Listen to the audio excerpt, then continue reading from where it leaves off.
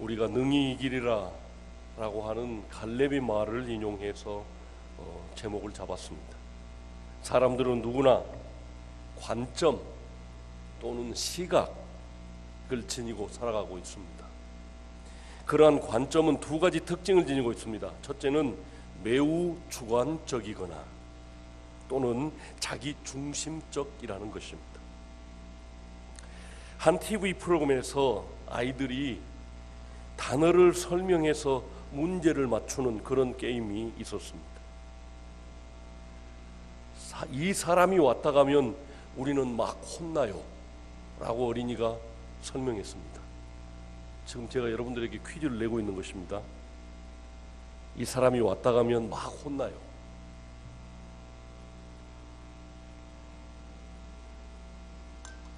누구겠습니까? 손님이었습니다. 엄마랑 목욕하면 꼭 이것을 해요. 어린이가 이렇게 설명했습니다. 엄마랑 목욕하면 꼭 이것을 해요. 너무 어려워서 여러분들이 답을 못 맞출 것 같습니다.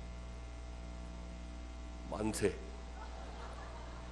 항상 만대하고 이런 데를 닦아주셨으니까 그런 모양입니다. 손가락 크기만큼 넓어요. 손가락 크기만큼 해요. 여러분은 무슨 단어가 떠오르십니까? 정답은 콧구멍이었습니다. 아이들의 주관적인 관점에서 다시 생각해 보면 웃음이 절로 나오는 말입니다. 이는 사람들의 관점이 주관적이며 자기 중심적이라는 것을 우리에게 잘 알려주고 있습니다. 또 한 가지 특징은 상대적이라는 것입니다. 유명한 과학자 아인슈타인은 이렇게 이야기했습니다. 뜨거운 난로 위에 1초 있는 것이 멋진 곳에서 1시간 보내는 것보다 길게 느껴질 수 있다. 뜨거운 난로 위에 1시간 서 있는 것보다 1초를 서 있는 것보다 사랑하는 사람과 1시간 지내는 것이 더 짧게 느껴진다. 사랑하는 사람과 있다 보면 시간이 유난히 빨리 지나간다는 것을 우리는 이 명절에도 경험하셨을 것으로 생각합니다. 시간의 흐름은 상대적인 것이기 때문입니다. 우리의 관점이 주관적이며 상대적일 수밖에 없다는 사실은 우리에게 중요한 가르침을 주고 있습니다. 바로 우리의 관점이 다스려져야 되고 교육되어져야 되고 바로 잡아져야 된다는 것입니다.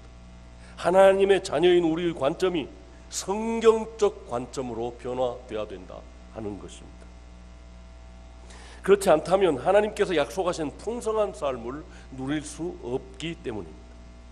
민수기 13장의 이스라엘 백성들은 생사를 결정하는 중요한 사건을 앞에 두고 있었습니다. 여기서 이스라엘 백성들이 얼마나 서로 다른 관점을 가지고 있었던지 적나라하게 보여주고 있습니다. 이 사건은 가장 급속한 변화를 경험하며 살고 있는 우리에게 적절한 메시지를 담고 있습니다. 우리가 시골에 살아서일까요? 급하게 여기지 않지만 4차 산업혁명 혁신이 아니면 살아남을 수 없다고 말하고 있는 시대에 우리는 살고 있습니다. 오늘의 본문 말씀의 핵심을 정리하여 나는 어느 쪽에 얼마나 더 기울어져 있는지를, 어떤 관점을 가지고 있는지를 진솔하게 평가해보고 다가오는 새 시대에 잘 부응할 수 있는 그런 저와 여러분이 되어야 하겠습니다. 첫 번째는 과거의 프레임에서 벗어나야 한다는 것입니다. 과거의 내 생각의 틀, 생각의 구조에 얽매여 있어서는 안 된다는 뜻입니다. 이스라엘 백성들이 제일 먼저 볼 수 있는 것은 과거에 붙잡혀 있는 모습입니다. 요셉으로 인해 애굽에 정착했던 그들은 요셉을 모르는 왕조의 출현으로 하루아침에 노예로 전락하고 말았습니다. 그들은 힘든 노역을 하며 하나님께 해방을 부르짖었고 하나님은 응답으로 그들을 출애굽시켜 주셨습니다. 이제 그들은 더 이상 노예가 아니라 자유인으로 신의 광야에서 유목민으로 삶을 살게 되었습니다. 물론 그것이 끝이 아니었습니다. 이들에게는 아주 아름다운 소망이 있었습니다. 하나님이 다스리는 세계, 젖과 꿀이 흐르는 약속의 땅이 준비되어 있다라고 하는 믿음과 소망을 가지고 출발했습니다. 그러므로 그들은 그 약속의 땅에서 불과 얼마 떨어지지 않은 곳에 진을 쳤습니다. 그동안의 수많은 우여곡절들이 40년 동안 겪어왔지만 그때마다 하나님이 기적적으로 그들을 구원하시고 살려주셔서 거기 눈앞에까지 이르렀습니다. 그리고 각 지파 중에서 지휘관이 된 자들을 선택하여 가나안 땅의 정탐꾼으로 12를 보냈습니다. 그 정탐꾼의 보고와 백성들의 반응이 기록된 것이 오늘 민수기 13장과 14장의 말씀입니다. 본격적인 내용을 보기 전에 먼저 이스라엘 백성들이 전부터 가졌던 생각의 프레임, 생각의 틀을 보겠습니다. 그들의 말 속에서 우리가 전에는 이렇게 했었는데, 우리가 전에는 이런 것들을 공짜로 먹었었는데 라는 표현이 반복해서 나오는 것을 볼 수가 있습니다. 예를 들면 우리가 애굽에 있을 때에는 값없이 생선과 오이와 참외와 부추와 파와 마늘들을 먹은 것이 생각나거늘이라고 말했습니다. 공짜로 주었을까요?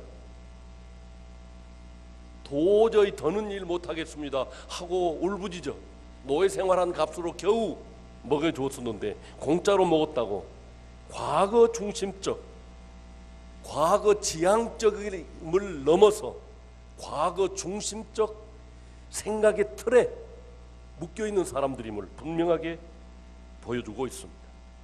이들은 마치 낚시꾼들이 월척을 잡았던 이야기를 할 때마다 월척의 크기가 조금씩 커집니다.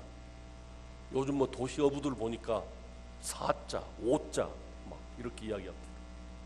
50cm 넘는 거, 40cm 넘는 거. 그런데 낚시꾼들이 이전에 내가 어디 가서 고기를 잡았는데 4자를 잡았어, 그 다음에는 5자를 잡았어, 이렇게 말한다네요. 다시 말씀드리면 과거를 과장하여 부풀려 말하고 있습니다. 이스라엘 사람들도 과거의 온갖 것들을 값없이 먹었다는 말은 전혀 사실이 아닙니다. 이들은 노예들이었습니다. 노역을 하며 못 살겠다고 부르짖었습니다. 그러나 이들은 지금 그때가 지금보다 훨씬 좋았었다고 말할 뿐 아니라 과장하고 있습니다. 이것이 바로 과거의 프레임 속에 살고 있는 사람들의 모습입니다. 하나님께서 이스라엘 백성들을 제사장 나라로 부르셨습니다. 그들은 제사장 나라를 이룰 축복의 땅을 향해 가는 하나님의 선택된 제사장 나라의 백성으로 더 이상 노예가 아니었습니다. 출애굽함과 동시에 그들의 생각의 프레임을, 생각의 틀을 바꿔야 했는데 아직도 생각의 틀은 바뀌지 않고 있었던 것입니다. 그러나 그들은 과거 노예의 모습 속에 머물러 있는 것이었습니다. 우리들도 동일합니다. 우리가 예수를 주로 시인할 때 우리는 하나님의 자녀로서 전혀 새로운 존재로 거듭났다라고 하는 사실입니다. 예수 그리스도의 DNA가 우리 속에 접목되어 영적으로 전혀 새로운, 영들이 알고 천사들이 아는 하나님의 백성들로 거듭났습니다. 그럼에도 불구하고 과거의 내 생각의 틀, 눈에 보이는 현상에 얽매여서 근심하며 걱정하며 하나님을 신뢰하지 못하고 살아가는 것이 저와 여러분들입니다. 많은 사람들이 이 세상이 변화돼야 된다고 말합니다. 그러나 제일 먼저 변화해야 하는 존재는 바로 자신입니다.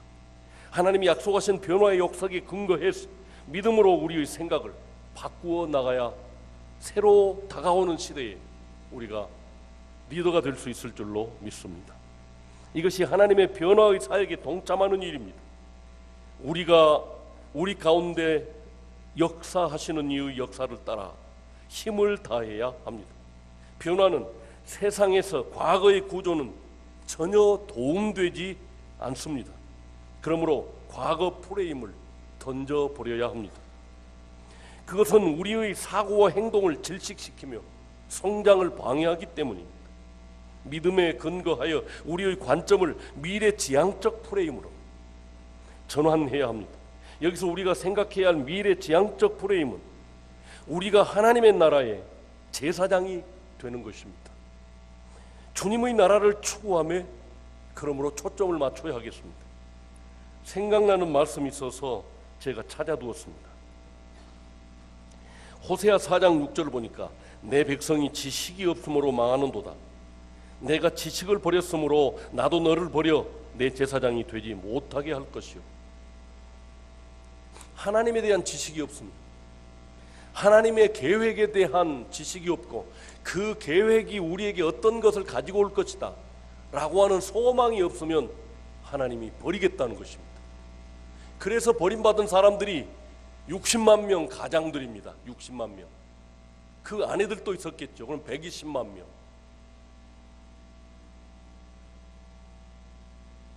홍해를 갈랐습니다. 바위를 쳐서 물을 먹여 주었습니다.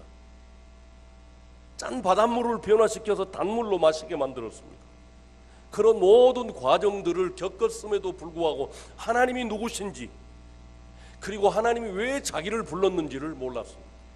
여러분은 여러분들의 삶을 통해서 하나님께 영광을 돌려야 할 제사장으로 부름받으셨다는 사실을 기억해야 될 것입니다. 두 번째로, 열등식이나 두려움이 아닌 믿음으로 도전해야 된다는 것입니다. 가나안으로 보냈던 12 정탐꾼들이 돌아와서 보고를 합니다. 그들은 그 땅에서 엄청난 크기의 포도송이를 막대기에 꿰어 두 사람이 메고 왔습니다. 사람들은 약속하신 땅은 진짜 대단하구나. 그들이 보고하기 전에 그 열매를 보고서 감탄했을 것입니다. 그러나 정탐꾼들의 부정적이고 패배주의인 보고는 잠시 환호했던 그저 한순간에 불과한 기쁨을 맛보고 눈물로 바뀌고 말았습니다. 이들이 보고한 핵심 내용은 그곳에 살고 있는 사람들이 엄청난 포도송이와 같이 거대한 안악자손들이라는 것입니다. 또 그들이 보기에도 우리는 메뚜기 같았다라고 하는 메뚜기 패러다임을 가지게 되었습니다. 덧붙여 가나안 땅을 향해 거주민을 삼키는 땅이라고 악평까지 합니다. 앞에 말과 뒤에 말이 틀립니다. 그 땅이 얼마나 기름진지 포도도 크고 사람도 크다는데 또 뒤에서는 말하기를 그 땅은 그 거민을 삼키는 악한 땅이라고 하나님이 주실 것을 악하게 평가하고 있었습니다. 마치 포도가 따기 어려운 곳에 있다고 해서 시어서 어차피 못 먹을 거야 라고 말해버린 우화 속의 어리석은 여우처럼, 아니 그 이스라엘 백성들은 그 여우의 수준을 뛰어넘습니다. 자신들이 가져온 증거조차 부정하며 악평합니다. 그 크나큰 포도송이가 있어서 이렇게 젖과 꿀이 흐르는 땅이라는 사실을 보여주고 있으면서도 그 땅은 악하다고 평가하고 있었습니다.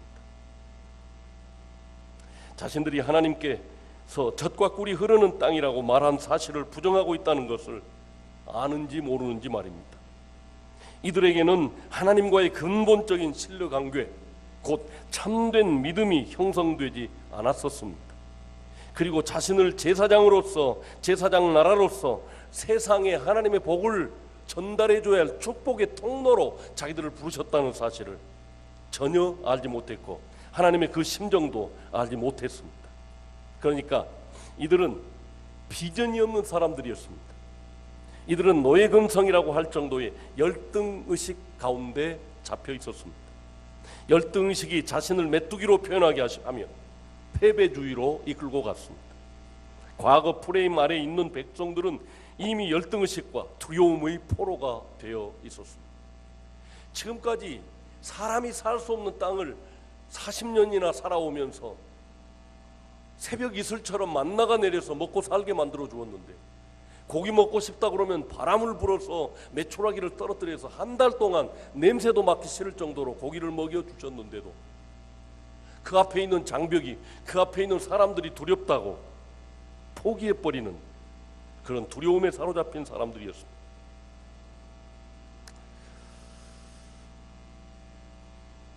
백성들은 밤새 통곡하며 살아있는 것 자체를 탓하고 오히려 애굽으로 돌아가는 것이 낫겠다고 이야기합니다.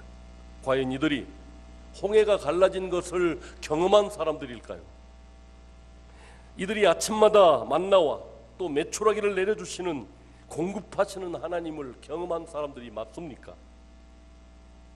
정탐꾼 12명 중 모두가 그런 것은 아니었습니다. 갈렙과 여호수아는 달랐습니다. 갈렙은 오히려 우리가 곧 올라가서 그 땅을 취하자 능히 이기리라 라고 말합니다.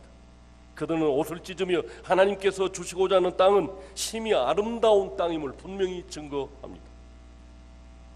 그들이 과연 앞서 이야기한 정탐꾼들 10명과 뒤로 말한 여호수아와 갈렙 이 두 사람이 같은 땅을 보고 왔는가 싶을 정도로 관점이 서로 달랐다라고 하는 것을 오늘 우리는 발견할 수가 있습니다. 여호수아와 갈렙은 여호와께서 우리를 기뻐하시면 그곳에 들어갈 수 있다라고 말합니다. 하나님의 말씀을 믿고 순종하는 그들이 선택할 수 있는 길은 여호와를 거역하지 말고 또한 그 땅을 백성들에게 주시리라고 약속하신 약속을 믿고 두려워하지 않는 것이라고 외치고 있습니다. 이것이 하나님의 약속에 근거한 믿음의 미래지향적 관점을 가진 사람과 그렇지 못한 과거의 관점에 사로잡혀 있는 사람들의 엄청난 차이입니다. 이 관점의 차이는 곧 목숨과 연결되었습니다. 우리의 상황도 유사합니다. 세상에는 안 된다 라고 하는 표현이 득세하고 있습니다. 마치 비관주의적 전염병과 같이 할 수 없어, 안 돼, 우리는 안 돼, 한국은 안 돼.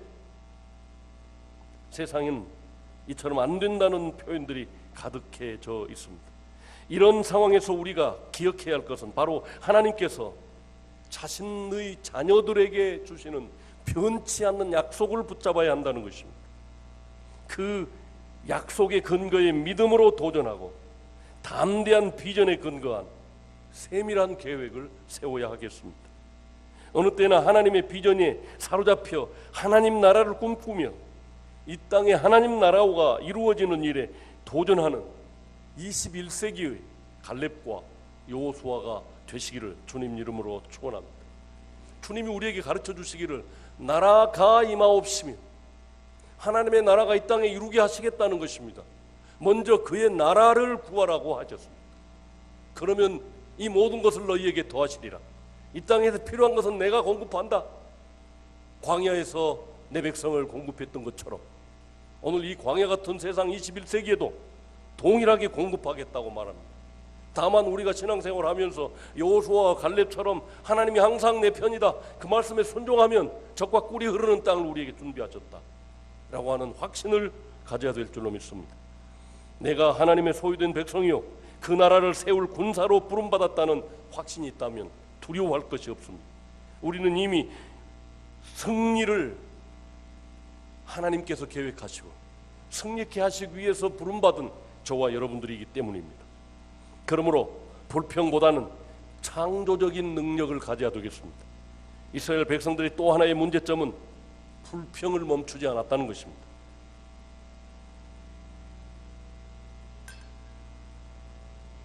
먹을 것이 없어 만나를 주었을 때도 이제는 우리의 기력이 다하여 이 만나 외에는 보이는 것이 아무것도 없도다.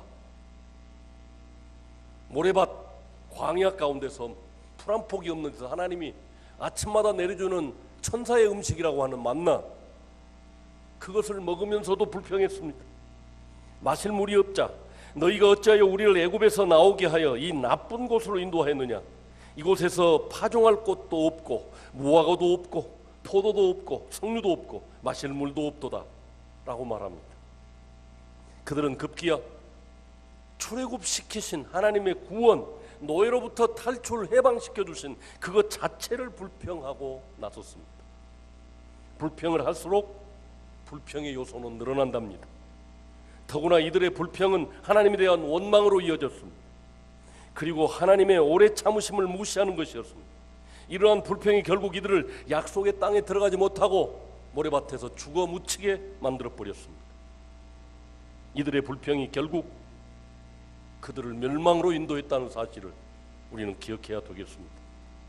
가능성은 자신감과 연결되어 있고 자신감은 창조성과 연결된답니다. 뇌를 연구하는 루팽 박사는 자신감이 없을 때 뇌는 20%까지 수축되어진다 라고 말했습니다.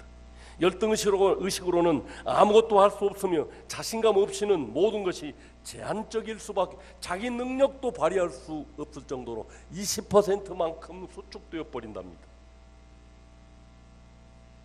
우리는 현재 상황을 뛰어넘어 미래를 보는 습관을 길러야 되겠습니다. 긍정이 긍정을 낳습니다. 그것을 증명하는 수많은 연구와 자기개발 연구소들이 속속 출간되었습니다. 하나님의 약속에 근거한 자신감은 이 세상이 말하는 단순한 긍정과 비교되지 않습니다. 변치 않는 진리인 하나님의 말씀을 근거로 우리에게 말해주고 있는 것이 믿음이기 때문입니다. 그러나 그보다 더 우리는 하나님의 나라를 건설하기 위하여 부름받은 하나님의 일꾼들입니다. 지금까지 수많은 대제국들이 출몰했지만 다 사라졌습니다. 하나님의 나라는 면면이 흘러서 오늘 우리에게까지 이르러 있습니다. 내게 능력 주시는 자 안에서 내가 모든 것을 할 수 있는, 대적 하나님의 모든 말씀을 능치 못함이 없느니라고 했습니다. 하나님은 결코 실패하지 않습니다. 저와 여러분은 적어도 세상 나라가 아니라 하나님 나라의 제사장들로 부름받았음을 기억하시기 바랍니다. 세상 나라들은 일어났다 사라지기를 반복하지만 하나님께서 아브라함과 모세를 통해 세우신 나라, 곧 하나님의 나라, 그 아들 예수 그리스도를 세우신 나라는 결코 망하는 법이 없습니다. 주 예수 그리스도의 나라는 영원할 것입니다. 그리고 우리는 그 나라를 일으켜 세우기 위한 성령을 부음받은 하나님의 군사들로 부름받았습니다.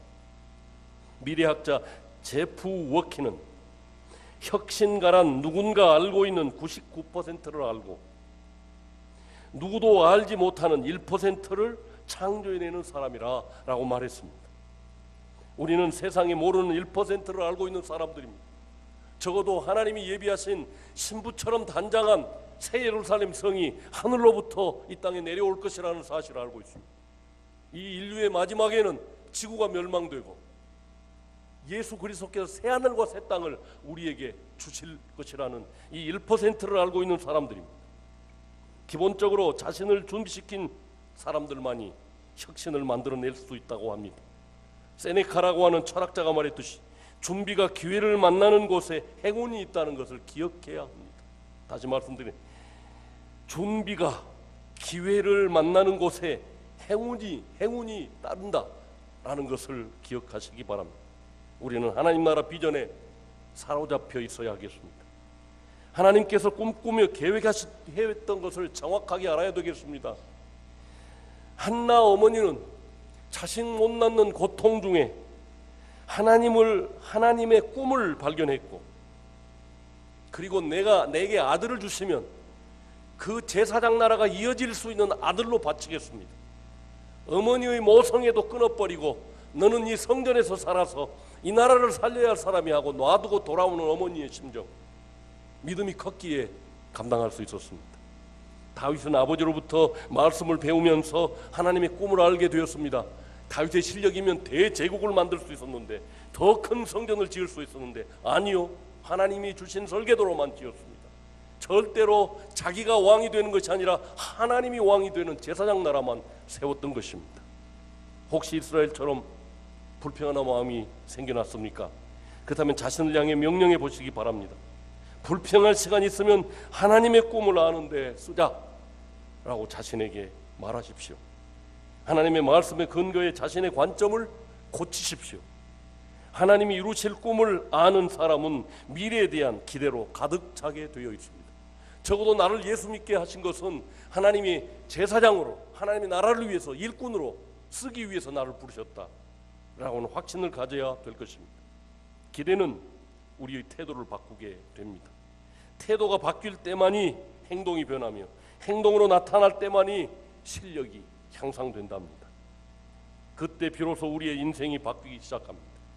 끝없는 변화와 성장의 선순환의 삶을 살아가게 될 줄로 믿습니다. 그러면 먼저 하나님의 나라와 그의 의를 구하는 저와 여러분들이 되어야 되겠습니다. 여러분 모두 이 복된 삶의 주인공들이 되시기를 간절히 주님의 이름으로 축원합니다.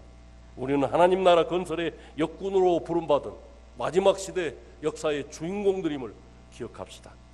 기도하겠습니다. 사랑하는 아버지 하나님, 은혜를 감사합니다. 우리를 이와 같이 귀중한 존재들로 불러주셨는데 나는 진짜 못났어. 나는 아무것도 할 수 없는 존재야. 나는 망하고 말 거야. 어리석은 생각을 던져버리게 도와주시고 나는 적어도 하나님께 사랑받는 존재요, 하나님 나라를 일으켜 세울 제사장이라는 사실을 다시 확신하는 아침이 되게 하여 주옵소서. 예수님 이름으로 축복하고 기도하옵나이다.